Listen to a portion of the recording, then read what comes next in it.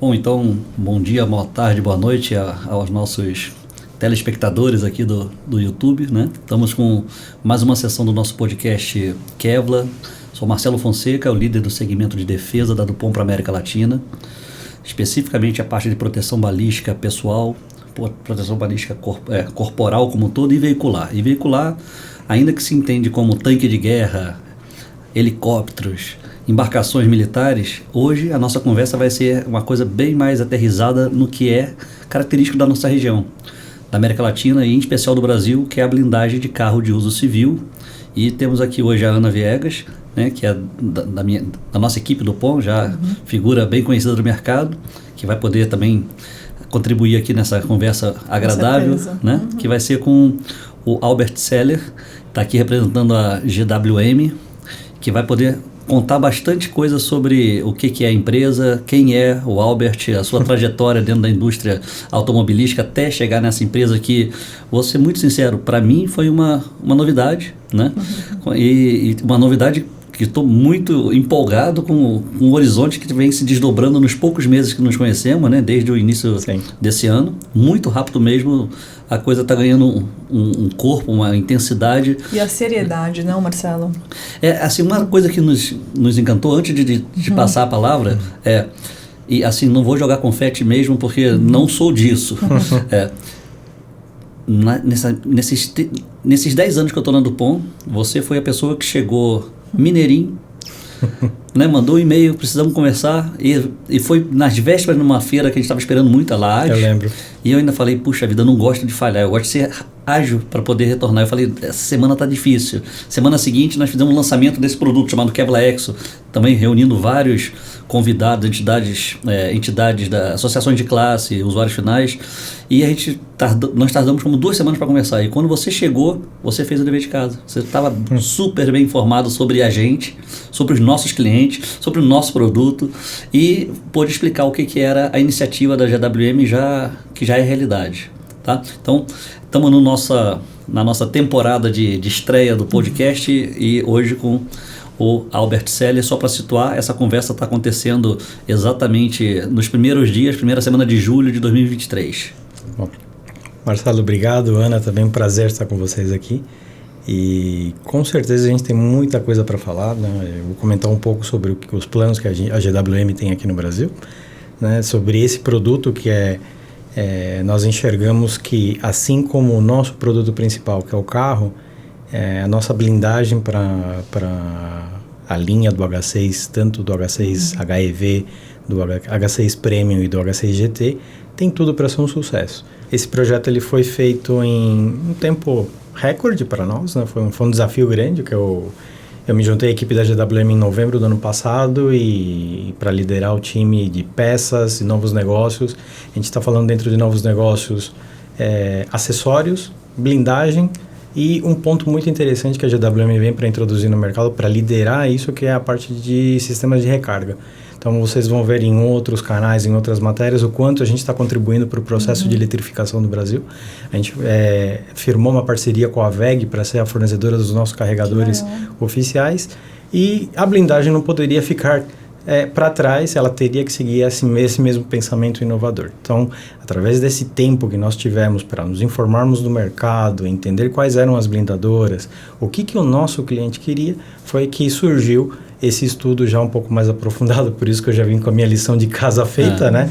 Eu acho que isso é o DNA das pessoas que trabalham na GWM. A gente quer sempre ir além da expectativa, e a gente fez esse estudo aprofundado e chegamos na conclusão que a aplicação do Tencel não poderia sim ser feita no nosso carro. Então, nessa primeira etapa que nós lançamos o carro, nós já estamos oferecendo os 2 produtos com 2 blindadoras que foram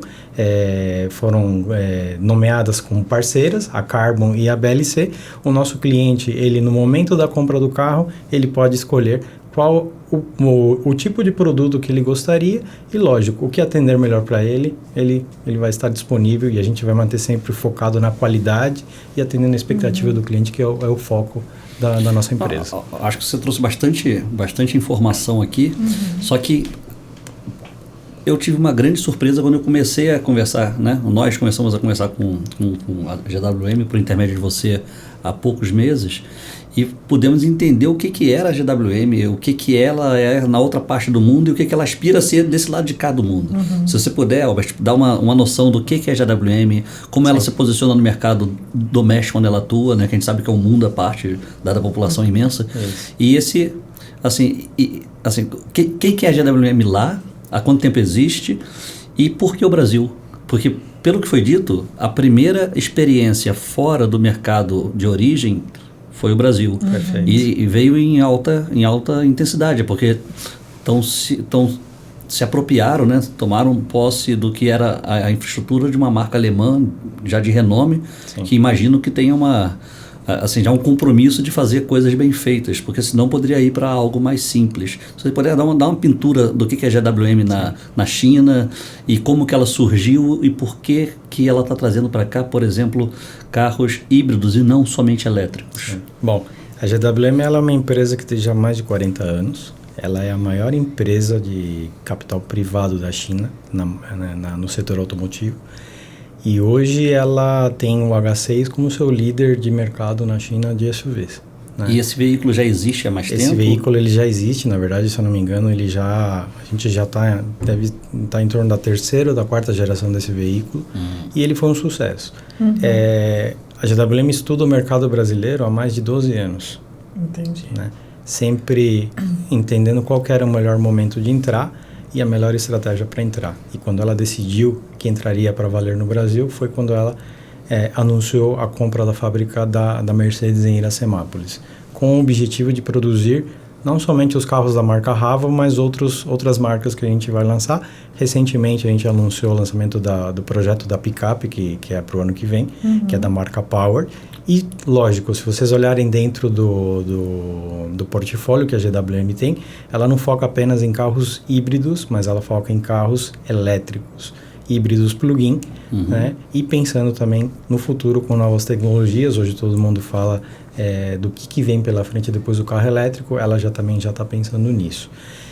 Começou com a linha Haval, com esse segmento de SUVs. O Brasil ele é o primeiro país...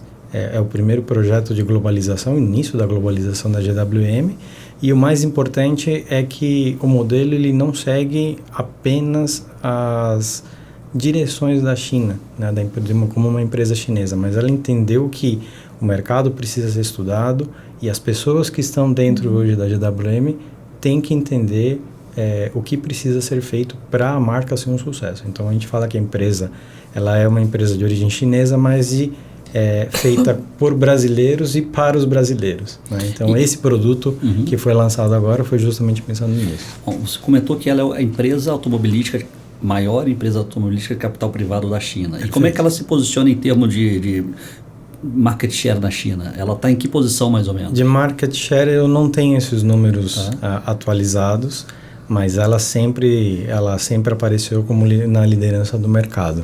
Né? Lógico, para você analisar mercado chinês hoje é muito diferente do nosso, né? Porque o mercado chinês já está consolidado com veículos elétricos. A gente está falando mais de 3,5 milhões de carros já vendidos no mercado de carros elétricos, mas a GWM ela consegue abranger além disso, né? Além dos elétricos tem os híbridos, né? Então ela está sempre ali na liderança do mercado chinês. Tá, então GWM, vamos dizer, é a grande holding que vão ter plataformas com marcas próprias embaixo. Perfeito. E a Haval é a primeira marca da holding, do grupo GWM. Perfeito. E o H6 é o primeiro modelo da Haval. Exatamente. É mais ou menos isso. Exatamente. Talvez venha um segundo modelo da Haval. Exatamente. Assim. Exatamente. É isso que é dessa forma mesmo que a GWM vai se posicionar no mercado, nos mercados, né, fora. Assim, por coincidência, eu acho que isso eu não compartilhei acho que eu falei com a Ana, né? O nosso diretor global da área de defesa, eu estava conversando sobre essa chegada da GWM e dos planos que temos em conjunto. Eu estava tentando explicar a ele o que era a GWM. Ele falou: Marcelo, para. Ele é uma pessoa super séria, tem mais de 30 anos do Dupont. Ele falou: eu já estive na GWM na China. Foi. Né? Na época que ele estava em outro negócio da Dupont, ele esteve visitando, ele na hora parou, ele estava no home office dele, tirou um souvenir que ele foi presenteado com um pequeno souvenir, que era uma miniatura de um Haval que não era o H6, tá? Era um outro H. Ele falou: eu sei do que você está falando. Né? E quando eu comentei que tinha esse plano de vir para o Brasil como sendo a primeira jornada externa da empresa e daqui pensando em voos maiores na América Latina, ele falou, já estou entendendo tudo que você está me dizendo, você quer ganhar mercado com eles? Eu falei, sim, porque a gente construiu no Brasil algo que o mundo demorou a entender, que é o mercado de carro blindado de uso civil, né? Infelizmente, existe violência, né? E havendo violência, a DuPont tem algo a oferecer para salvar vidas. E já vem salvando vidas nos campos de batalha. E Exato. a mesma tecnologia que está disponível para uso policial, uso das Forças Armadas, é o que é colocado também nos carros dos civis. Às vezes eles não sabem que não tem não se abranda o material, né? Simplesmente dimensiona adequadamente para a ameaça. Se puder comentar, Albert, qual que é o plano da empresa dentro dos limites permitidos, né? Não vai abrir estratégia que é confidencial, mas eu já vi, já mencionei aqui que existe alguma pretensão do Brasil ser uma ponta de lança, ser um trampolim para outros mercados na região. Sim, existe. Como é que está isso? Sim, existe essa possibilidade, ainda está sendo estudada, a operação está numa fase inicial e acho que esse vai ser o segundo passo após a operação do Brasil estar bem estruturada, que é justamente olhar os mercados da América Latina. E com certeza todos os outros produtos também vão seguir o mesmo caminho. Blindagem é um ponto muito interessante, acessórios que a maioria dos nossos clientes gosta de personalizar e, lógico, o sistema de recarga a gente tem tudo para liderar também na América Latina todo esse processo de eletrificação. Interessante. Talvez até outra área da DuPont deve ter sinergias indiretas com vocês, sim, porque comentou da WEG, né, que é uma empresa brasileira que nos orgulha muito de presença mundial, e a DuPont tem o Nomex. O Nomex vamos dizer, esse é a pararamida e o Nomex é a metaramida, que tem na forma têxtil de roupa de bombeiro, mas na forma de papel também, que é um isolante, um isolante elétrico. E a WEG é um cliente desse outro negócio da DuPont para geradores, transformadores e talvez motores também, né, motores elétricos. Talvez até já tenha alguns colegas da DuPont em outra parte do mundo conversando a respeito. Com certeza deve ter. A WEG é uma empresa também que está sempre pensando para frente, com a gente nesse processo de definição de quem seria o parceiro. Foi uma análise bem detalhada e com certeza eles têm um potencial absurdo hoje, não só aqui no Brasil, mas hoje mesmo fora, no mundo inteiro. Você vê Estados Unidos, o mercado deles tem produtos que a gente nem imaginava que eles poderiam produzir e hoje eles fazem uma excelência muito grande, né? A Ana é a pessoa que mais conhece aqui do ecossistema de blindagem no Brasil. Sim. E ela está com responsabilidade da América Latina também. Sim, né? Exato. Então, assim, a Ana é a pessoa que não só está nesse momento, vamos dizer, corpo presente para poder fazer acontecer essa sinergia, né, essa simbiose positiva com o GWM, e comentou de 2 parceiros, né? Então, talvez a Ana possa entrar no detalhe de BLC, Carbon, do que e que já é o parceiro Kevlar por intermédio de outros clientes nossos há algum tempo. Então, só para explicar, talvez a cadeia de valor, Ana, assim, onde que a DuPont se posiciona, né? Nós temos a fibra e alguém vai fazer os painéis que vai enviar para blindadoras como essas. Claro que sim. Então, como que funciona hoje o nosso modelo de negócio aqui no Brasil? A DuPont, ela importa o fio. A gente tem uma tecelagem contratada aqui no Brasil e a gente manda todo o fio para essa tecelagem. Nós fazemos lá o tecido, enviamos para as empresas que produzem a manta balística e essas empresas que revendem, então, para os blindadores. Com certeza, essas 2 blindadoras que vocês acabaram de falar são 100% Kevlar e são atendidos pelos nossos clientes. Com certeza. E aquilo, assim, para a DuPont foi uma outra surpresa ainda maior, porque nós somos geralmente reconhecidos como sinônimo de categoria de material de blindagem balística, de proteção balística, com Kevlar, que é aquela fibra sintética amarela que a DuPont inventou em 1965 e depois outros chegaram em moléculas similares. A DuPont não patenteou, é uma invenção, então tornou a vida dos outros mais difícil, porque não tinha nenhuma pré-receita para seguir e sair da patente, né? Mas mencionou que também existe interesse do Tensilon, né? O Tensilon, a DuPont, diferente do normal do DNA da DuPont de inventar moléculas, a DuPont inventou diversas moléculas aí nas últimas décadas. Várias, o nylon, por exemplo, o Kevlar, o Nomex, o celofane, a lycra, para não citar diversos outros. Mas o Tensilon a DuPont não inventou. A DuPont realmente ela percebeu na primeira década desse século de que havia um conglomerado de defesa imenso chamado British Aerospace ou BAE System, que em algum momento ali na virada do século ela estava, não sei hoje, já perdi um pouco a noção da atualidade, mas na virada do século ela era o terceiro maior conglomerado de defesa do mundo, né? E eles inventaram e tinham esse produto chamado Tensilon. A DuPont, em 2012, comprou, né? Porteira fechada. Me dá a receita, me dá os assets, me dá a carteira de cliente que eu vou trazer isso para dentro de casa. Então, o Tensilon é da DuPont oficialmente desde o final de 2012. Nessa leva que eu fui contratado, né? Abriram a posição no final de 2012, eu fui contratado no início de 2013. Então, eu cheguei junto com esse brinquedinho novo, né? E ele é menos conhecido, né? Assim, a gente pode falar que massivamente a gente vende muita fibra amarela, mas vende pouco laminado de polietileno de ultra alto peso molecular, extrudado, que forma umas fitas, que tem uma característica muito interessante, diferente de outros polietilenos. Existem diversos outros polietilenos de marcas reconhecidas e marcas menos famosas, né? Que essas outras têm um limite balístico excelente. É um processo de fabricação distinto a partir de fibras, de fios. Então é uma arquitetura unidirecional com bastante conteúdo de resina que tem um limite balístico alto, mas que ele não costuma ter como característica preponderante a rigidez estrutural. Ele se deforma muito para acomodar um disparo, não perfura, mas ele se deforma muito. Já o Tensilon, ele vai num caminho diferente. Ele é balístico e é estrutural. Por exemplo, pode-se fazer capacetes de Tensilon sem precisar colocar nenhum material de reforço, porque ele é muito rígido. Isso permite substituir o aço em alguns veículos de guerra e em alguns veículos civis ou de uso policial. Porque o Kevlar, em peças esbeltas, né, imagina peças fininhas, ele pode dobrar. Na hora do impacto ele vira, mas não perfura, porque ele não tem a rigidez estrutural, a rigidez torsional adequada.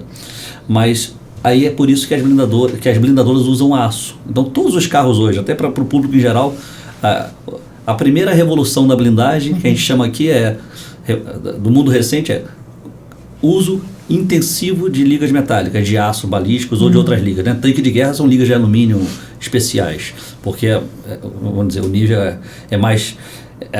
é muito mais pesado o nível e tem que ter uma liga mais leve.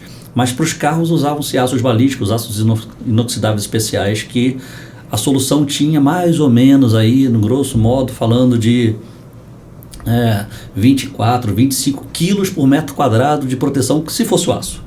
Na hora que está falando de usar o nosso material, o Kevlar, esse valor de 24, 25 cai para mais ou menos uns 5, 6 quilos por metro quadrado, considerando a carroceria do carro.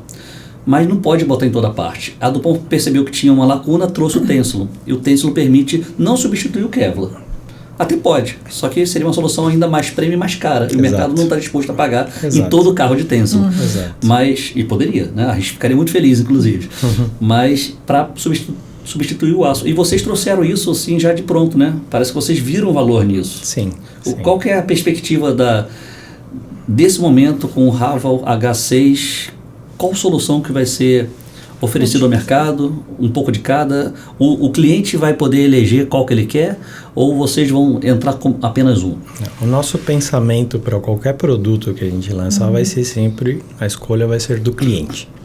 Então, trazendo um pouco isso para o início do estudo que nós fizemos para definir que eu quero o Tensilon, né?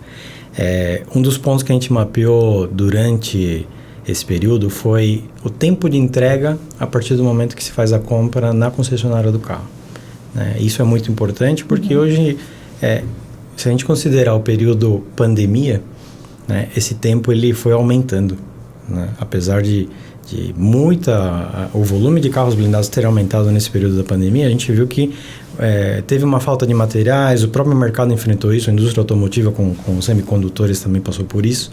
E o que a gente viu é que se a gente conseguisse reduzir esse tempo de entrega, de fabricação do blindado, a gente teria uma oportunidade de um cliente novo, né? Porque muito cliente a gente vê que chega na concessionária, às vezes ele nem quer saber da cor ou do modelo, ele fala, eu quero saber o carro blindado que vocês têm a pronta entrega.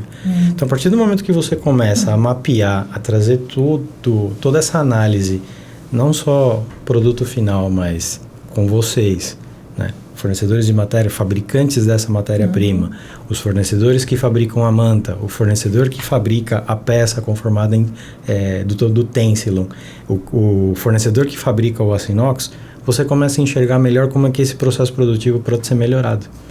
E foi a partir disso que a gente viu que o Tensilon ele tinha uma conexão direta com esse tempo de entrega, porque ele é um produto que ele tem uma escala de produção muito mais eficiente do que uma peça de aço inox. Para você conformar hoje uma peça de aço inox e trabalhar num modelo como a indústria automotiva trabalha, seria um investimento muito alto dentro do business, digamos assim, de blindagem. Uma blindadora teria que investir em ferramentais para ela poder conseguir criar um processo produtivo eficiente e ter estoque para atender essa demanda, né? E quando a gente fala em estoque, né, vai muito ligado também ao processo de venda do carro. O nosso carro ele é vendido direto para o cliente. Ele não é um processo de venda tradicional pela concessionária. E, lógico, a partir do momento que você começa a analisar tudo isso, você vê que teria condições sim de lançar o Tensor. Então, o que a gente viu foi que esse tempo de entrega a gente consegue reduzir com essa aplicação, trabalhando com a blindadora e essa definição de fornecedores, a gente consegue otimizar esse processo sem a necessidade de a gente fazer um estoque alto de peças. Desde o fabricante do vidro até o fabricante da manta, o fabricante da peça em Tensilon, a gente vai conseguir fazer esse trabalho em conjunto para dar o que a gente fala de a previsibilidade para o mercado. E dando essa previsibilidade, você tem um controle melhor da situação e você consegue atender o teu cliente no menor tempo possível. Então, é aí que aparece o potencial e, lógico, pensando no futuro, né? O mercado tradicional usa aço inox, a eficiência balística, ela não se discute, né? Mas o que a gente enxerga é que o cliente, ele sempre quer alguma coisa a mais. Ele sempre quer uma novidade. E a nossa função, principalmente na nossa área de novos negócios, é explorar isso, é oferecer novidades. E, novamente, a escolha vai ser do cliente.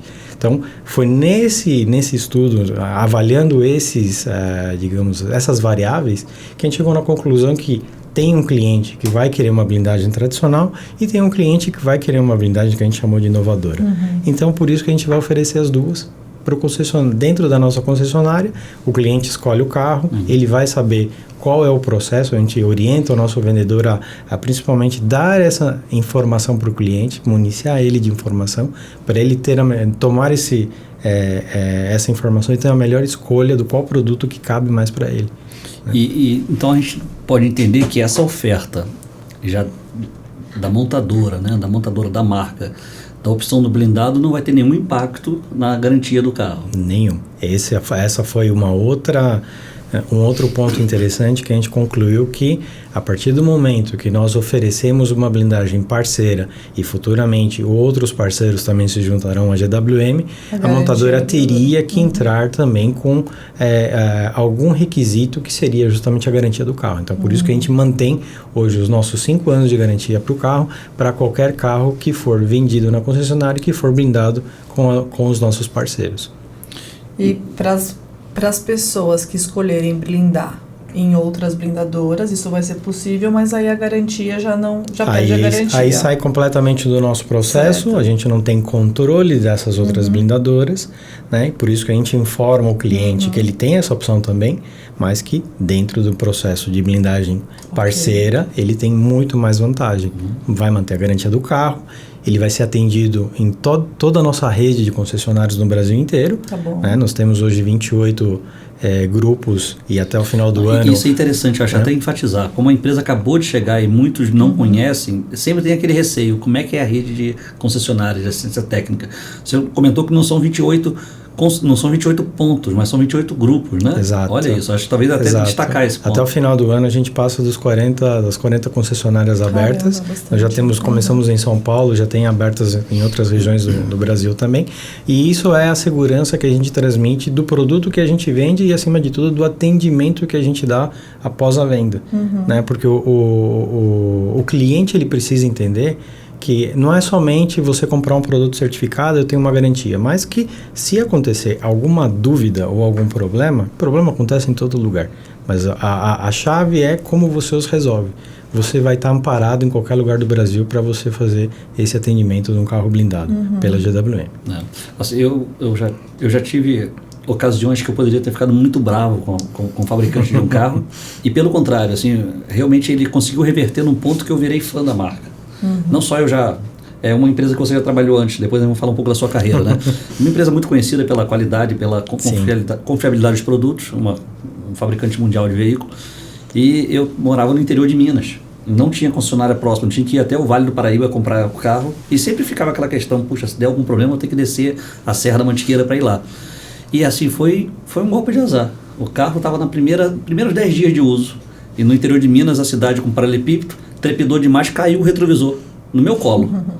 E sabe naquela hora, eu estava ainda sentindo um cheirinho de carro novo, todo feliz. Na hora que isso caiu, eu falei, eu não esperava isso dessa marca de jeito nenhum. Já era meu segundo carro dessa marca. Sim. Eu não esperava isso de jeito nenhum. Sim. Na hora eu liguei para a concessionária e falei, olha, aconteceu tal coisa. Ele falou, não, claro que a gente vai poder atender aqui. Eu falei, vocês podem me atender no sábado? Porque eu trabalho aqui e geralmente sábado eu não gosto de fazer revisão.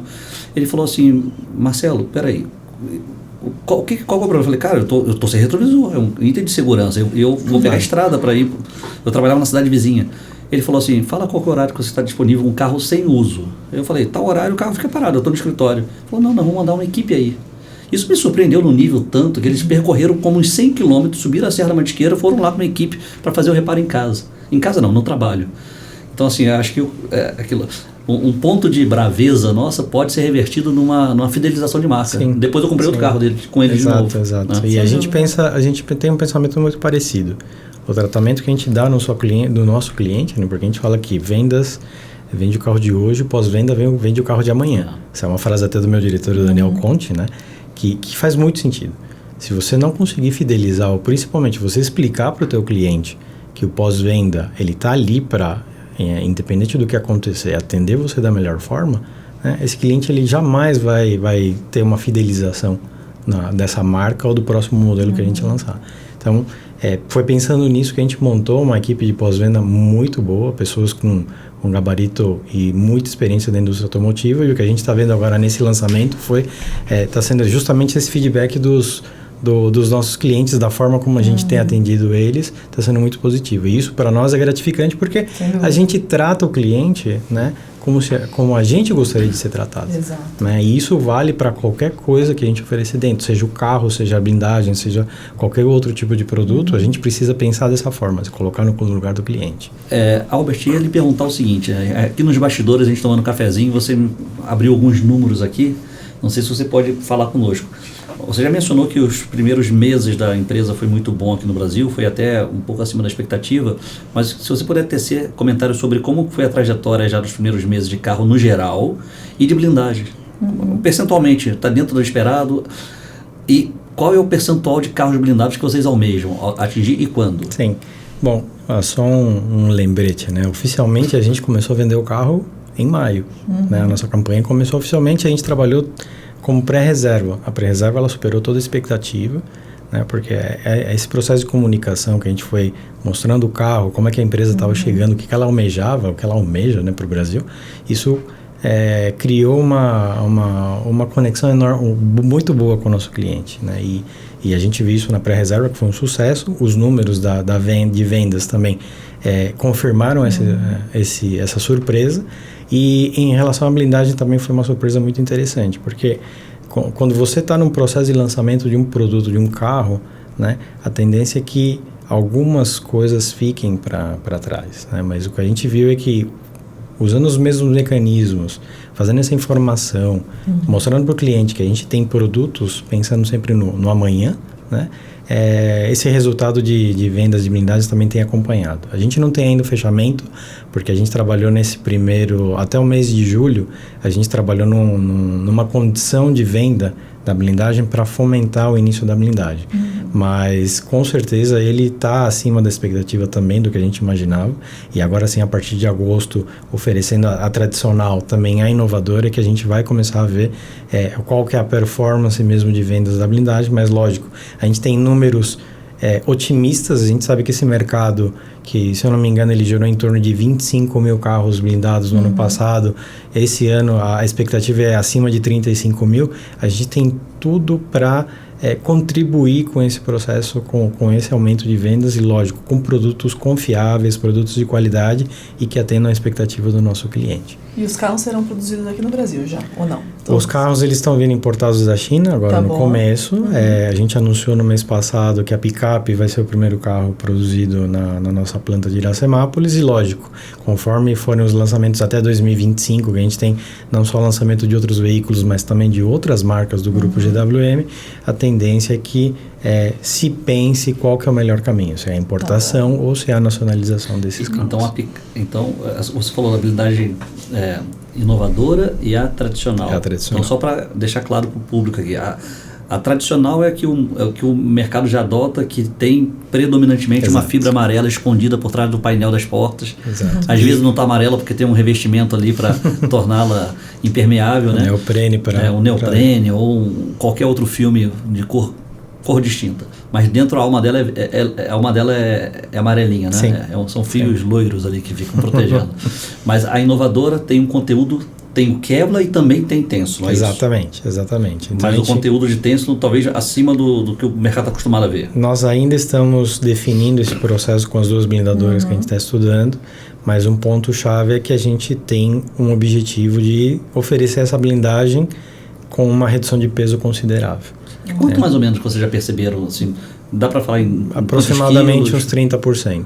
Né? 30%. A gente fez os 2 primeiros carros blindados, foram os do embaixador da marca. Isso acho que merece até um destaque, né? Vocês têm o embaixador da marca, que é um brasileiro bem reconhecido no mundo afora. Exatamente, o Alok é o embaixador da marca GWM, e a gente preparou os 2 primeiros carros, né? O 001 é o carro do Alok, e o outro é o carro da esposa dele.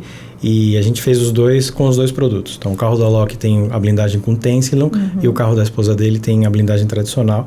E o que a gente viu foi realmente a porcentagem do peso em torno de 30%. Como eu disse, vai muito do que cada cliente vai querer.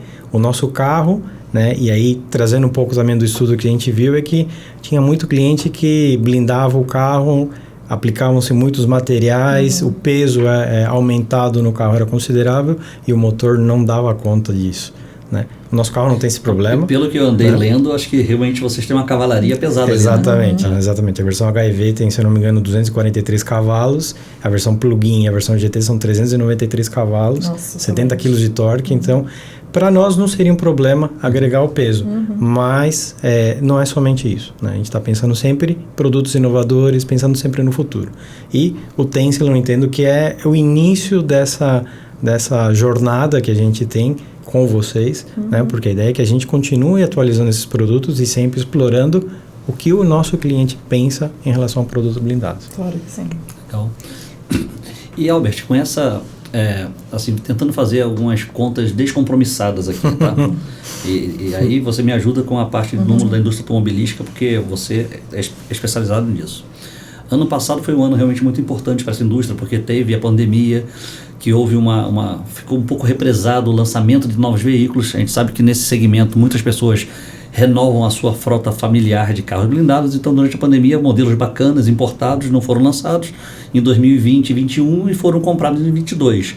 Por isso que o número oficial do Brasil foi em torno de 26 mil veículos blindados. A gente sabe que também entrou um pouco de carro de polícia nessa daí, que é uma realidade nova, né? Sim.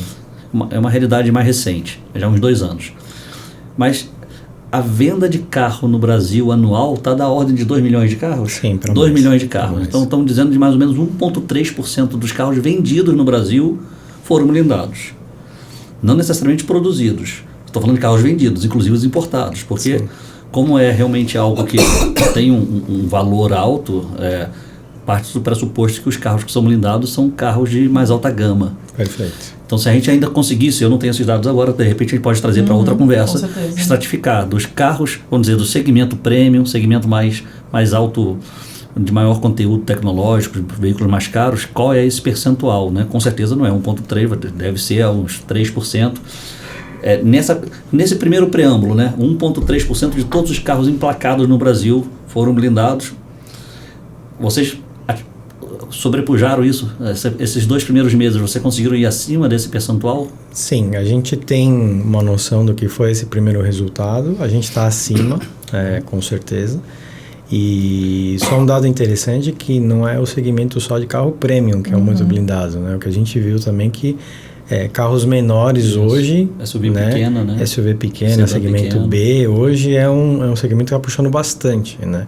E é isso que acho que é o interessante, né? Porque pensando na estratégia da empresa de novos carros, com certeza a gente vai acabar oferecendo não só um carro, mas a opção de blindagem.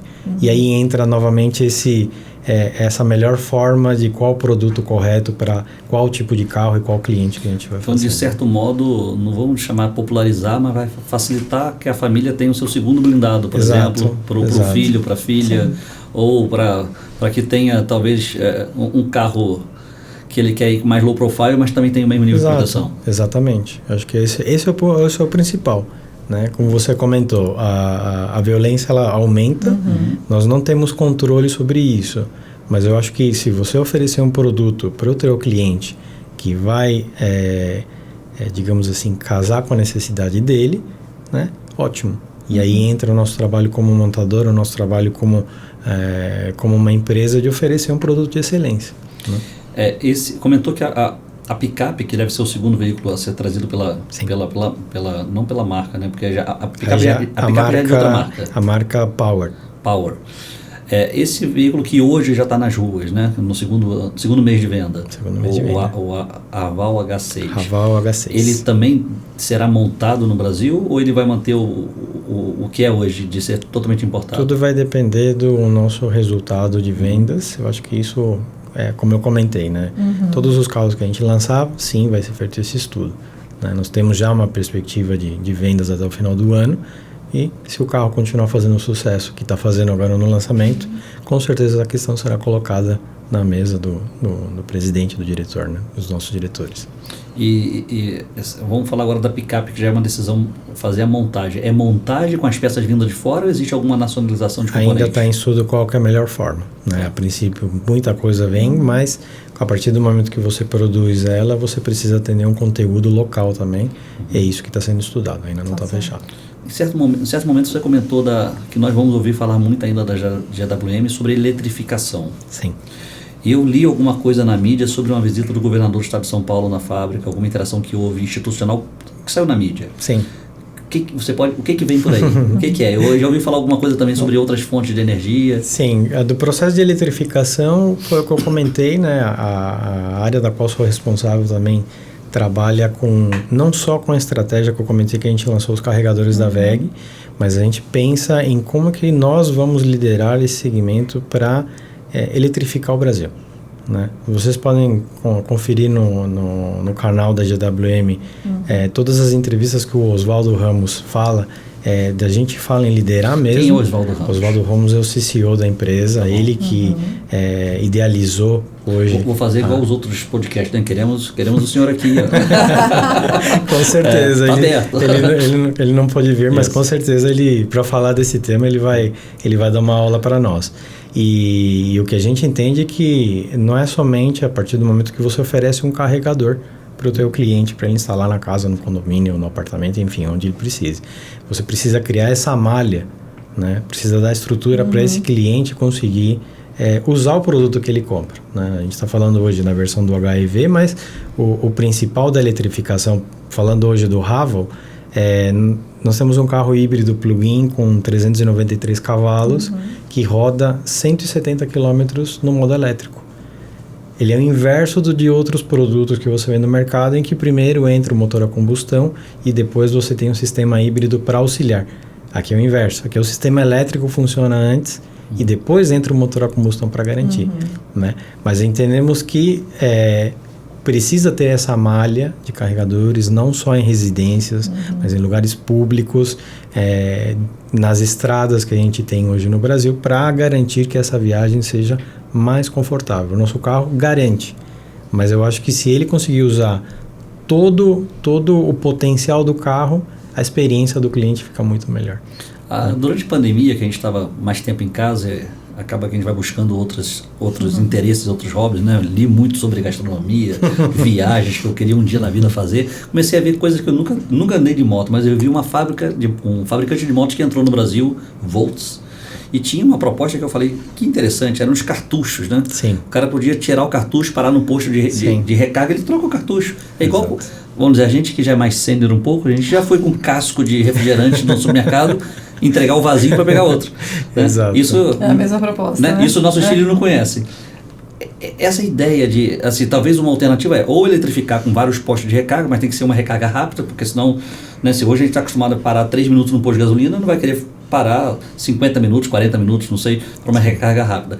Essa ideia faz sentido para carro também? Faz sentido, todo mundo está pensando, não só agora nos carros elétricos, mas na próxima geração. Hidrogênio, né? Que aí já é um tema que ainda a gente ainda não pode falar muito, né? Porque faz parte do plano estratégico da empresa, mas sim, hoje, se você olha algumas outras montadoras que têm informação já pública, o processo de abastecimento seria similar ao que você comentou da Volts. Né? Você vai com a célula de combustível de hidrogênio e ela faz o processo de geração de energia como se fosse uma bateria. Né? Bem interessante isso. Bom, bem interessante. Com esses planos grandiosos que a GWM tem e ter eleito o Brasil, existe alguma intenção de verticalizar a blindagem? Vocês fazerem internamente? Isso pode acontecer? Minha resposta sempre vai ser, por que não? Acho que sim, se tiver mérito, se atender à expectativa, se o cliente precisar de alguma coisa que a gente tem que fazer. Se economicamente funcionar. Exatamente, acho que vale a pena estudar. Acho que tudo é possível, né? A gente não vai nesse modelo tradicional de montadora, a gente fala que é uma autotech, né? É um outro pensamento em que a gente sempre vai estar aberto a possibilidades. E sim, se fizer sentido para a empresa, com certeza assim, a gente vai estudar. Como usuário, né? Assim, recentemente, infelizmente, um pouco antes de nos conhecermos, né? Que eu fiquei bem empolgado com o carro. Minha esposa comprou um carro elétrico para minha esposa. E houve essa preocupação de autonomia. Como é uso urbano, aparentemente está ok. Mas para viagem, a gente já não consegue hoje sentir confortável de fazer uma viagem. Sim. Porque pode ser que, ainda que tenha naqueles aplicativos que mostram onde tem um posto, vai que chega na hora está ocupado. Exato. E vai que as pessoas que estão lá vai fazer um almoço com a família e ficar 1 hora ocupando o posto. Né? Então, eu acho que esse possível próximo passo dessas células de combustível talvez vai permitir mais tranquilidade. Mas antes da célula de combustível, a gente vai garantir que você tenha um lugar para você carregar. É essa a nossa estratégia agora. É isso que você vai fazer uma viagem longa, você se planejar, você ter a tua reserva ali do carregador, o tempo que você chegar, e com isso você vai ter essa viagem. Essa autonomia você vai ter. Nosso carro permite hoje, mas eu acho que a gente precisa pensar além. A gente precisa garantir que todos tenham essa possibilidade. O que vocês trouxeram já é um híbrido. No caso dela específico é puramente elétrico, sim, né? Exatamente. Aí ainda fica mais limitado. Exatamente. Embora você tenha comentado que vocês têm também na China carros elétricos. Tem também. Eu outra marca. Não sei, eu tinha entendido errado. Para mim, vocês tinham apostado no híbrido apenas, mas não. O híbrido é o primeiro passo no Brasil. Mas com certeza o carro elétrico ele é uma realidade. Já não dá a gente nem para falar do futuro, né? Então, sim, a gente tem estudo para introduzir outras marcas. Isso ainda vai ser publicado, né, posteriormente. Né, aproveitar para dar o meu depoimento, né? O carro anterior da minha esposa era já um pouco mais usado, era uma minivan blindada. E quando a gente foi fazer a venda, claro, faz aquele laudo cautelar e tudo mais, sim. Eu me surpreendi, inclusive negativamente, porque o cara falou, olha, com mais um pouco de tempo iria começar a ter problema estrutural por causa da pilha galvânica formada com aço inox nas colunas. Já começa a ter pontos de ferrugem importantes. E olha que foi um período assim de 3 anos de carro, fez esse laudo detalhado na compra e agora na venda também fizemos para passar para a concessionária, ele negociou. E em questão de 3 anos, o que houve de... Calma, o veículo era mais antigo. Mas em 3 anos de posse, houve um avanço de pontos de corrosão galvânica por causa da pilha. Pilha de aço inox com aço não inox. Se não houver um cuidado de ter algum isolamento ali, né, de carcaça, olha o que acontece. Não só cuidado não evita isso. Exato, né? Não é só cuidado com o produto. Acho que justamente entra no que a gente fala em ter parceiros que façam a montagem, desmontagem do carro, montagem e se preocupem com isso. Né? É o que você comentou, um processo químico. É natural, é espontâneo, vai acontecer. Mas que a gente precisa também deixar ele no radar, porque esse carro ele vai passar para um segundo dono, para um terceiro dono, e é aí que a gente também enxerga que é um ponto que precisa ser melhorado, porque hoje a gente vê uma desvalorização muito grande dos carros blindados, mas... Se a gente oferecer toda uma estrutura e mostrar que esse carro ele é um seminovo, que segue todas as revisões da montadora e segue também as recomendações de revisões das blindadoras, esse carro ele não perde valor. Né? E aí a gente começa a levar todo esse setor de blindagem por uma etapa, né, uma evolução em que a gente consegue manter o valor desse carro também e aplicando novas tecnologias. Né? Nós achamos curioso a forma da pré-venda, que era por compra em Mercado Livre. Mercado né? Livre, Mercado né? Livre. Exato. Foi pelo Mercado Livre. Diferente, né? Do que a gente está acostumado. A pessoa que optou por essa modalidade também poderia comprar um blindado pelo Mercado Livre? Não, pelo Mercado Livre não. A pré-venda foi somente para veículo, mas com certeza os mecanismos de e-commerce a gente vai oferecer para produto blindado também. Ótimo. Né? Então a pessoa está lá no Norte, Nordeste, Centro-Oeste e vai poder receber lá um carro blindado? Vai.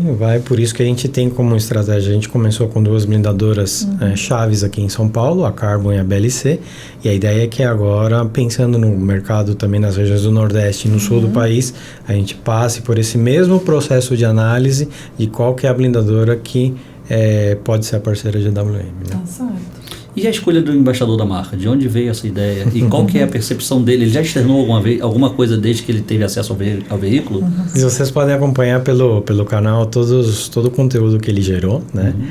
Essa escolha, o processo de escolha do Alok, acho que eu vou deixar para o meu time de marketing falar da empresa, porque é muito interessante. Acho que tem que trazer esse detalhe para entender como tudo está conectado dentro da empresa.